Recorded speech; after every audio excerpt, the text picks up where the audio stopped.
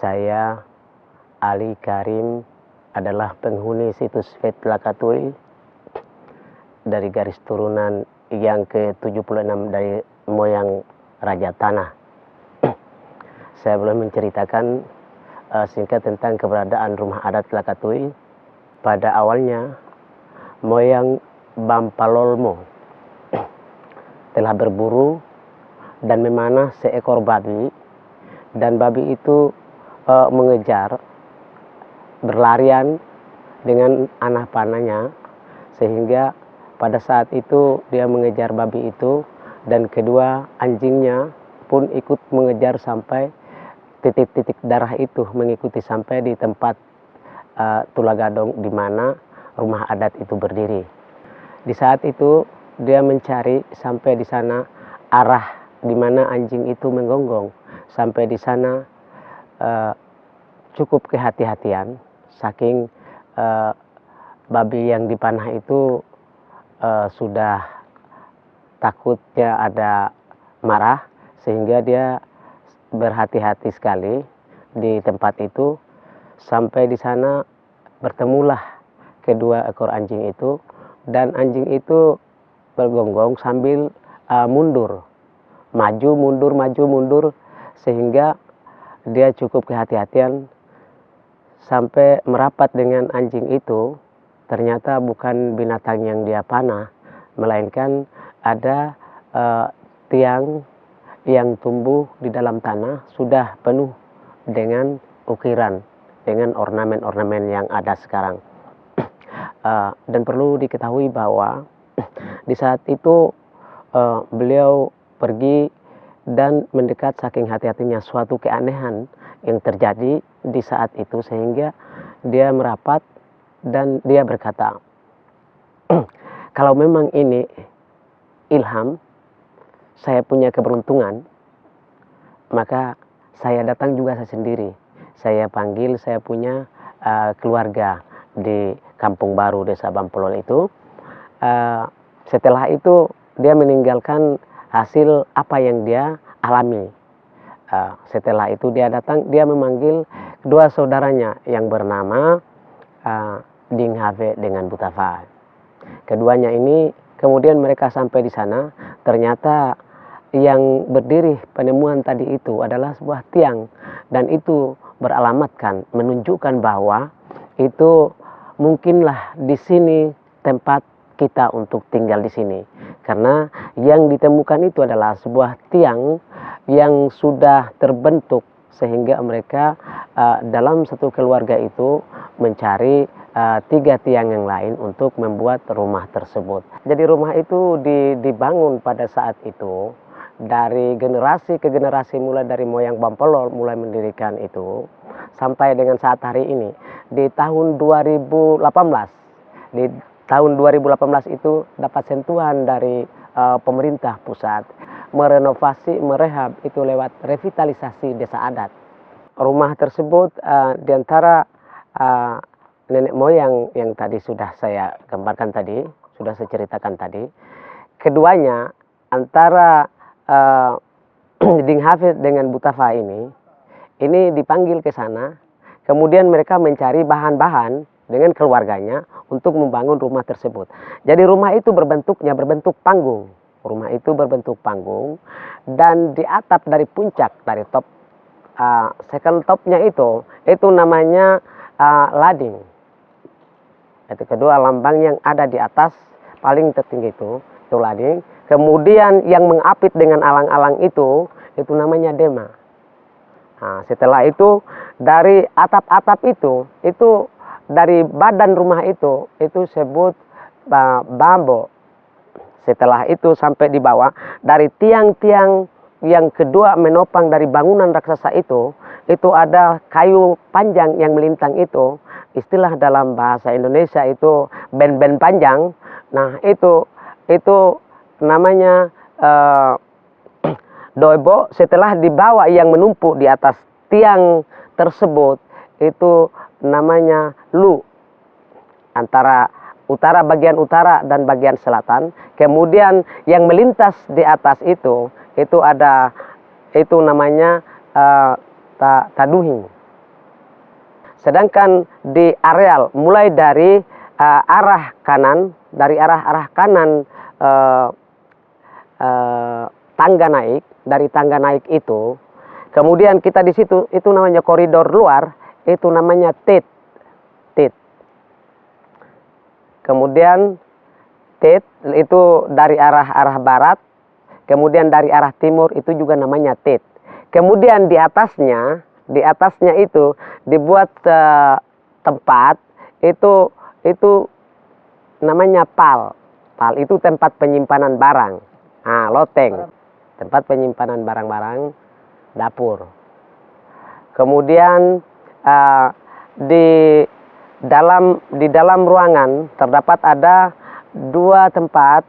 Di situ kita temukan ada tempat memasak. Itu namanya tungku.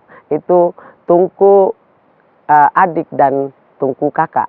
Dari situ itu dalam istilah bahasa di sini dibilang dema matu. Itu jadi kalau matu itu posisi sebagai kakak. Kalau adik itu posisinya adik. Sedangkan di bagian selatan di situ terdapat satu buah ruangan khusus, itu tempat doa, itu namanya fail. Dan di bagian barat itu tempat untuk doa. Kemudian di sebelahnya itu disimpanlah tempat-tempat di situ penyimpanan benda situs kepurbakalaan yang bernilai historis di situ. Di situ tersimpan antara gong dan moko yang tersimpan di situ. Kemudian moko-moko yang tersimpan di dalam itu tidak semua moko simpan di dalam. Karena moko yang ada terdapat di situ dan jumlahnya sudah diambil, itu adalah lewat sebuah peristiwa.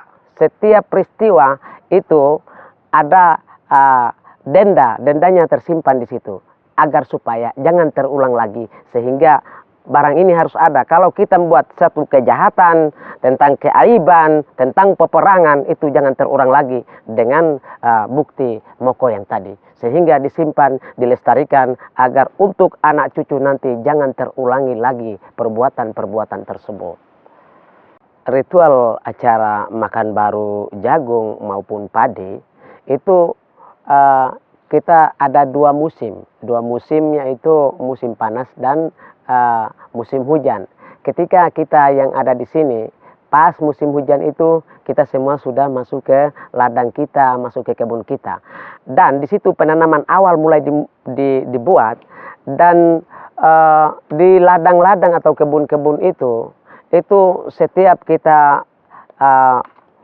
memanen hasilnya itu kita bawa ke rumah adat sana. Semuanya berkumpul di sana, sehingga acara ritual yang dimaksud itu sudah kita mulai. Jadi di situ ada pertama 3 suku besar, kemudian ditambah lagi 2 suku, yaitu suku Raja, suku Kapitang, suku Marang, dan Kafin dengan Mur. Menjadi 5 suku besar. Dan suku-suku ini itu saya juga mencoba menanyakan kepada orang tua kita bahwa ini suku-suku ini yang membedakan kita itu dari suku mana, dari bangsa mana.